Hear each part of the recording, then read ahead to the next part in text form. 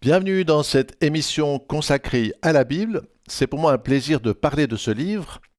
En effet, la Bible a joué un rôle très important dans ma vie et j'ai commencé à la lire quand j'étais encore un enfant. Pour cela, j'utilisais une grosse Bible d'études que mon père avait dans sa bibliothèque. La traduction étant très proche des textes originaux, le texte abritait des mots difficiles. Mais cela m'a permis d'en apprendre le sens. Par la suite, j'ai continué à lire la Bible et elle est devenue une compagne, une source de savoir et de réflexion. Avec le recul, je réalise l'immense privilège que j'ai eu. Mais heureusement, je ne suis pas le seul, car la Bible est le livre le plus lu dans le monde. Elle a été diffusée à plus de 4 milliards d'exemplaires. Par ailleurs, au fil du temps, elle a été traduite en grec, en latin, en français, en anglais, en espagnol, en italien, en arabe, en chinois, etc. Aujourd'hui, elle est totalement traduite en plus de 720 langues et partiellement en plus de 3500 langues et dialectes.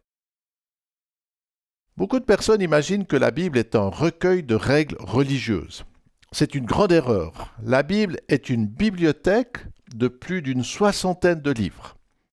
De plus, et contrairement au Coran, qui vient d'un seul homme, la Bible a été rédigée par une quarantaine d'auteurs. Cette image illustre cette collégialité. Et parmi ces écrivains, des rois, des artisans, des historiens, des sages, certains de ces livres racontent avec honnêteté ce qui s'est passé à leur époque.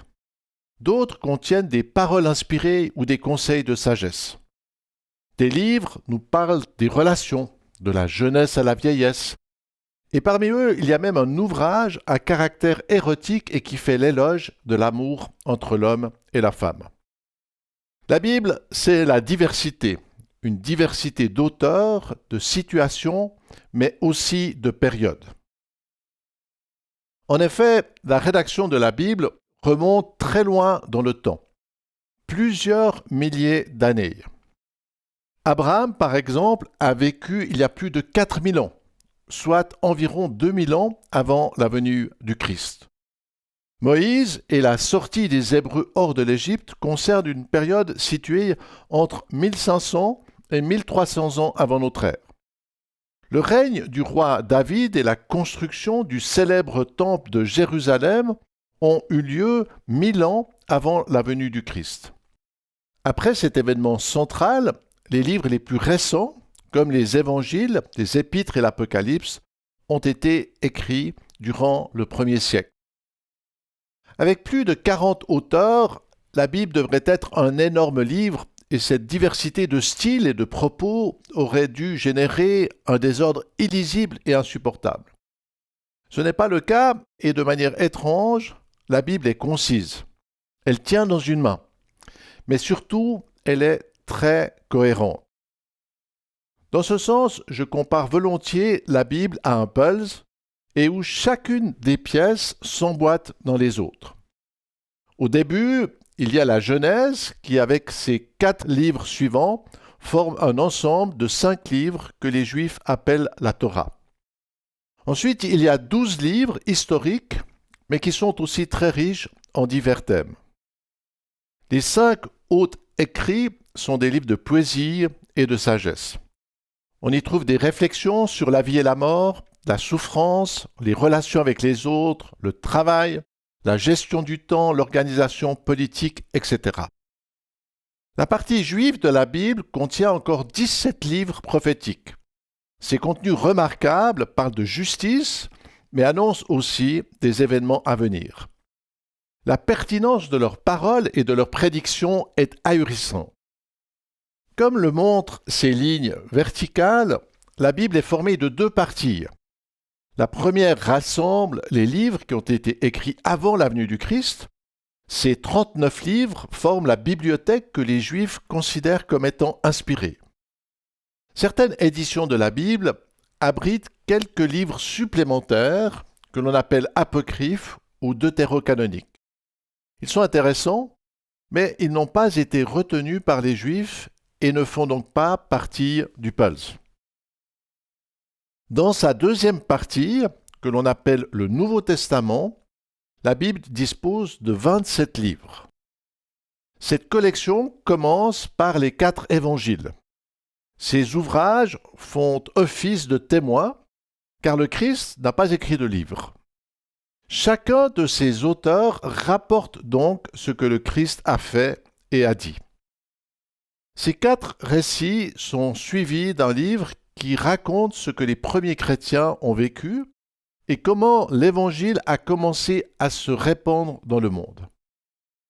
Les 22 pièces suivantes sont des lettres envoyées à des personnes et à des communautés. Elles abritent des encouragements et de précieux conseils pour vivre dans l'amour de Dieu et du prochain. Enfin, la Bible se termine par le célèbre livre de l'Apocalypse. Cette dernière pièce ferme la marche, car alors que le premier livre de la Genèse parle de la création de notre univers et de la vie, l'Apocalypse nous parle de la fin de ce monde.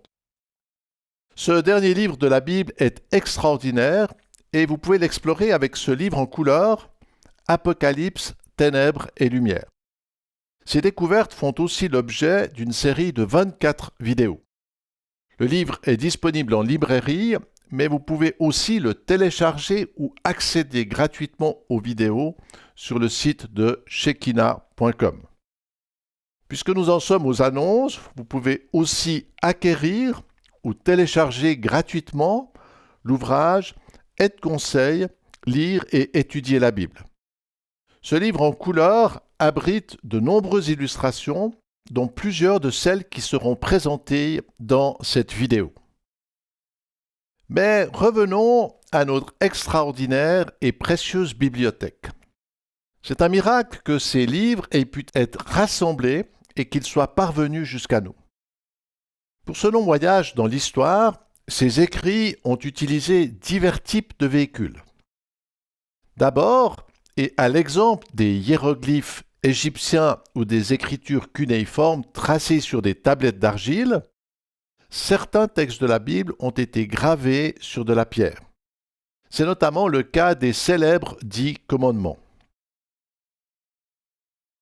Plus tard, et comme du temps des scribes des pharaons, son message s'est posé sur des feuilles de papyrus. Ces feuilles réalisées à partir de roseaux permettaient aux écrits d'être plus légers et donc de voyager plus facilement. À partir du IIe siècle, les paroles de la Bible sont venues s'inscrire sur des rouleaux de parchemin. Ces supports étaient réalisés avec des peaux de bêtes qu'il fallait soigneusement gratter et préparer. À cette époque, les livres étaient plus durables, mais aussi bien plus chers.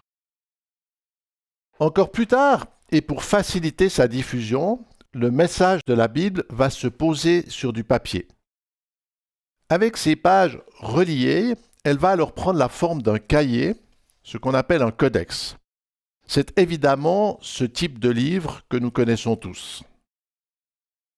Il est bien de se rappeler que durant tout son chemin, c'est à la main que les textes bibliques étaient reproduits. Siècle après siècle, des copistes ont dû retranscrire fidèlement et l'une après l'autre chaque lettre de la Bible. À noter aussi que ces érudits avaient déjà traduit la Bible juive en grec, et ceci 2 siècles avant la venue du Christ. Grâce à ce colossal travail, la Bible a traversé le temps et l'on a retrouvé des dizaines de milliers de manuscrits. Parmi ces sources, il faut mentionner les célèbres rouleaux et les fragments de parchemin que l'on a retrouvés en 1947 dans des grottes proches de la mer Morte. Ces manuscrits, qui datent de plus d'1 siècle avant notre ère, vont démontrer la fiabilité des textes bibliques. Par ailleurs, ils vont aussi attester que les prophéties qui annonçaient la venue du Christ ont bel et bien été écrites plusieurs siècles avant leur accomplissement. En ce qui concerne le Nouveau Testament, c'est-à-dire la partie de la Bible écrite après la venue du Christ, la plus grande partie a été rédigée avant la destruction de Jérusalem en l'an 70 par les Romains. Ces textes de la Bible étaient donc déjà disponibles quelques dizaines d'années seulement après la venue du Christ. Aujourd'hui, et pour cette deuxième partie de la Bible, les linguistes disposent d'une banque d'environ 5600 documents. La plus ancienne copie est un extrait de l'Évangile de Jean qui date du 1er siècle. On peut aussi mentionner les papyrus Bodmer qui datent du 2e siècle et qui sont conservés à Genève en Suisse.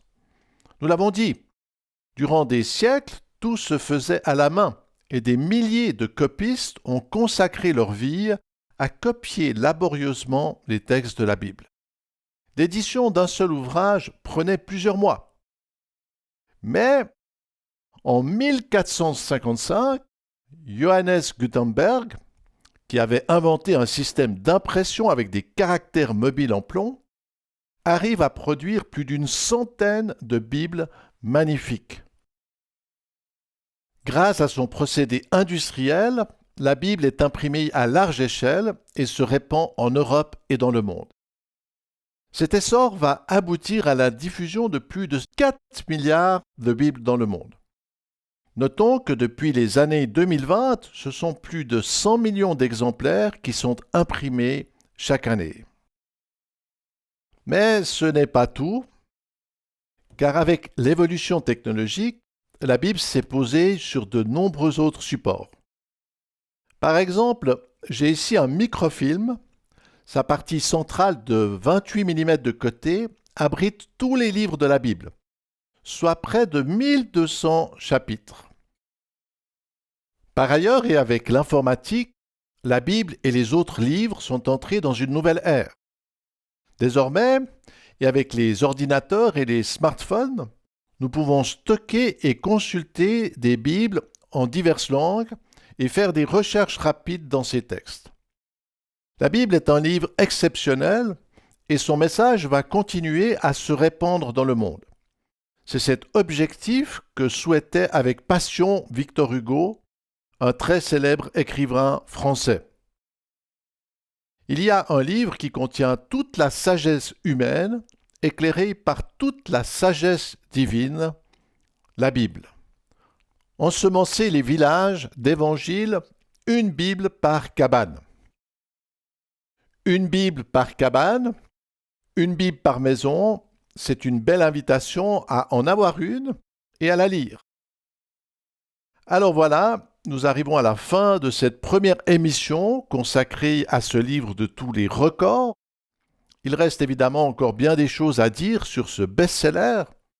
Pourquoi la Bible est-elle si répandue? De quoi parle-t-elle? Et qu'a-t-elle de plus que tous les autres livres? Ce sont des aspects que nous allons aborder et les prochaines vidéos nous permettront de dévoiler plusieurs secrets de la Bible et de comprendre pourquoi elle a eu un tel impact dans notre monde. Alors, à tout bientôt pour la suite.